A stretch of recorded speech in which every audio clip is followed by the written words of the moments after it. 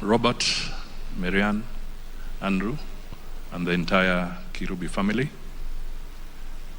Good afternoon, friends and relatives of Chris. First, kindly accept my condolences and those of my wife, Tessie, on this loss. I will speak very briefly because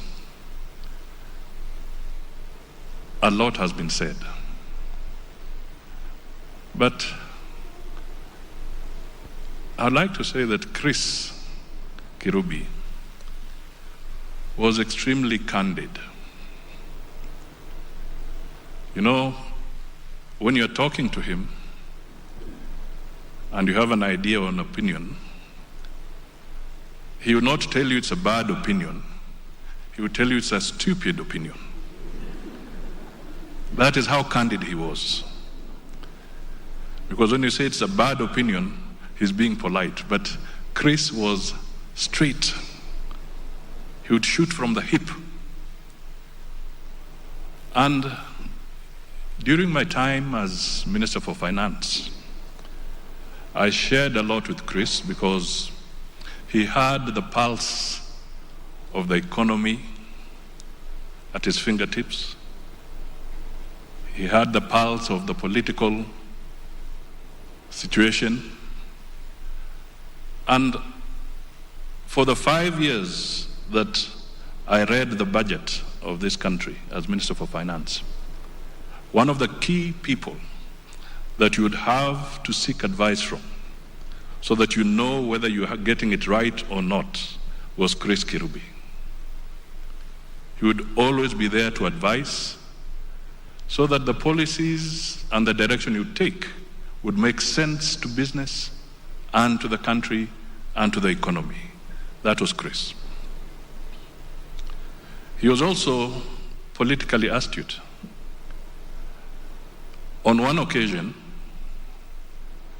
we went together with him and the late President Moi for a delegation, as a delegation led by the President, to the British Confederation of Industries to talk about the progress that we were making as Kenya, because we had just come out of a very difficult economic situation where the aid had been curtailed, inflation was soaring, and things were difficult for the people of Kenya. So at this conference at the CBI,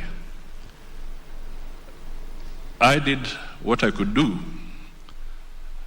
as a Minister for Finance, and my boss, the President, was there, and Chris was part of the delegation as a business person. And one of the things that he observed was that the participants of the CBI kept on heaping some praise, and they were not directing it at the head of delegation or the government, but saying the Minister for Finance has done a good thing. So at lunchtime, Chris Kirubi took me for lunch. He said, forget about going lunch with your boss, come with me. And he told me, let me tell you something. When you go back in the afternoon, change tact. The praise must not be to you, but to your boss. I have been with these people for some time.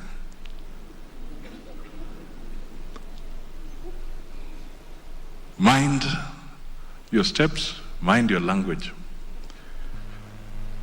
And indeed, when we went back in the afternoon, I changed tact. And he said, now you will go far. Every time, remember when your boss is there, do not try to outshine your boss. That was Chris Kirubi at a very personal level. So I stand here to bid farewell to a good man, to a patriot, and to the family. May you find solace under God's care. Asanteni sana.